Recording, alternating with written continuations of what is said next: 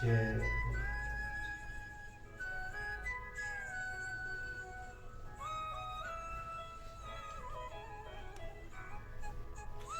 यह स्वरथान पी सने हस्त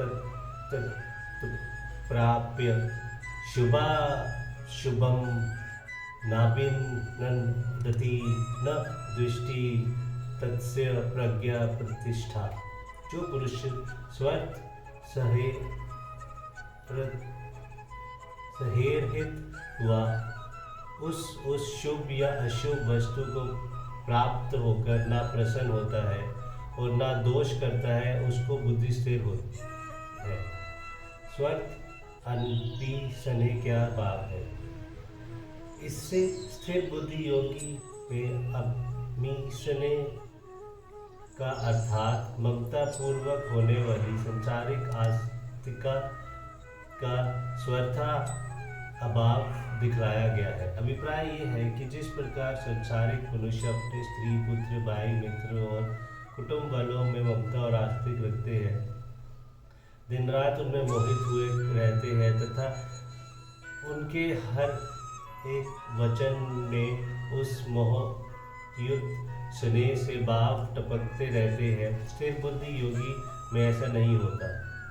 उसका किसी भी प्राणी में ममता और आस्तिक युक्त प्रेम नहीं रहता, इसीलिए उसकी वाणी भी ममता और आस्तिक के दोष से स्वरता रहित शुद्ध प्रेममयी होती है।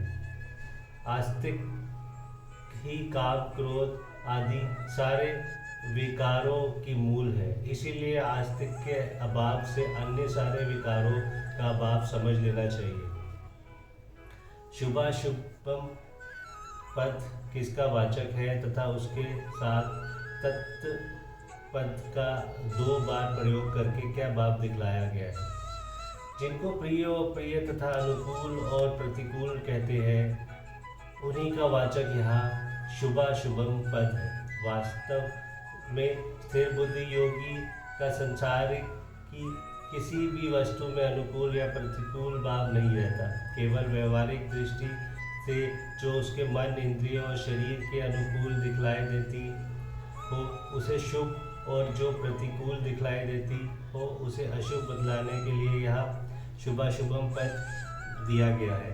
इसके साथ तत् पद का 2 बार प्रयोग करके ये भाव दिखलाया गया है कि ऐसी अनुकूल और प्रतिकूल वस्तुएं अनंत है।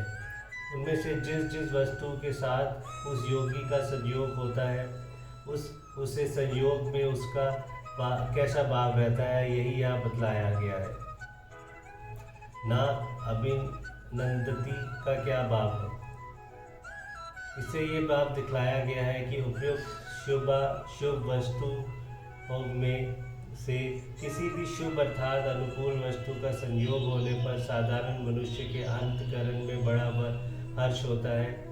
अतएव वह हर्ष में मगन होकर वाणी द्वारा बड़ी प्रसन्नता प्रकट करता है। उसी वस्तु स्तुति किया गया है करते हैं, किंतु स्थिर बुद्धि योगी का अत्यंत अनुकूल वस्तु के साथ संयोग होने पर भी उसे अंतकरण में की मात्र भी हर्ष का विकार नहीं होता। इस कारण उसकी वाणी भी हर्ष के विकार से स्वरता शून्य होती है। वह किसी भी अनुकूल वस्तु या प्राणी की हर्ष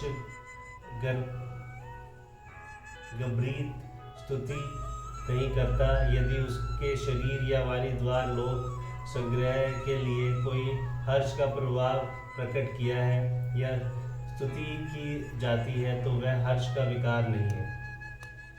प्रश्न, ना दृष्टि का क्या भाव है?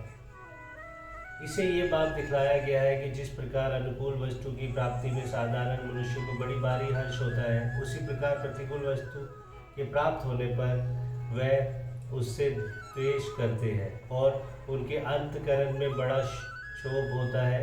वह उस वस्तु की देश भरी निंदा किया करते हैं। वह स्थिर बुद्धि योगी का अत्यंत प्रतिकूल वस्तु के साथ संयोग होने पर भी उसके अंतकरण में किए चिन्ह मात्र भी द्वेष भाव नहीं उत्पन्न होता। उस वस्तु के संयोग से किसी प्रकार का जरा सा भी उद्वेग या विकार नहीं होता। उसका अंतःकरण हल्के वस्तु की प्राप्ति सम शांत और निर्विकार रहता है। इसी कारण वह किसी भी प्रतिकूल वस्तु या प्राणी की द्वेषपूर्ण निंदा नहीं करता है। ऐसे महापुरुष भी वाणी द्वारा यदि लोक संग्रह के लिए किसी प्राणी या वस्तु कहीं बुरा बतलाया जाता है या उसकी निंदा की जाती है तो वास्तव में निंदा नहीं है, क्योंकि उसका किसी में द्वेष भाव नहीं है, उसकी बुद्धि स्थिर है। इसका कथन का क्या बात है? इससे ये बात दिखलाया गया है कि जो महापुरुष उपयुक्त लक्षणों से संपन्न हो, जिसके अंतःकरण और इंद्रियों में किसी भी वस्तु या प्राणी के संयोग वियोग में किसी भी घटना किसी भी प्रकार का तनिक भी विकार कभी नहीं होता, उनकी स्थिर बुद्धि योगी समझना चाहिए। इन दोनों श्लोक में बोलने की बात तो स्पष्ट रूप से कही गई है, फिर भी ये कैसे समझा जा सकता है कि इनमें वैसे कैसे बोलते हैं, इस प्रश्न का उत्तर दिया गया। ये तो पहले ही कहा जा चुका है कि यह साधारण बोलने की बात नहीं है। केवल वाणी की बात हो तब तो कोई भी दिव्य या पखंडी मनुष्य भी रटकर अच्छी से अच्छी वाणी बोल सकता है। यहाँ तो यथार्थ में उनके मन के भावों की प्रधानता है। इन दो श्लोक में बतलाया हुआ है मानसिक भावों के अनुसार इन भावों से भावित जो वाणी होती है उसी से भगवान का तात्पर्य है। इसीलिए इनमें वाणी की स्पष्ट बात न कहकर मानसिक भावों की बात कही गई है। जय श्री कृष्ण, जय भगवत।